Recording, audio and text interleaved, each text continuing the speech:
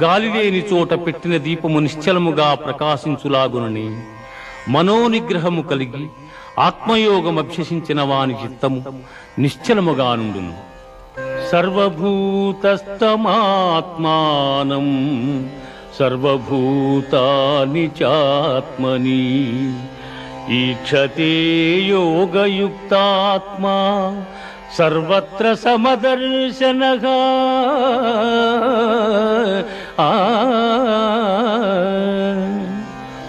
సకల భూతముల యందు సమదృష్టి కలిగిన వాడు అన్ని భూతములు తన యందును తనను అన్ని భూతముల యందును చూచుచుండును.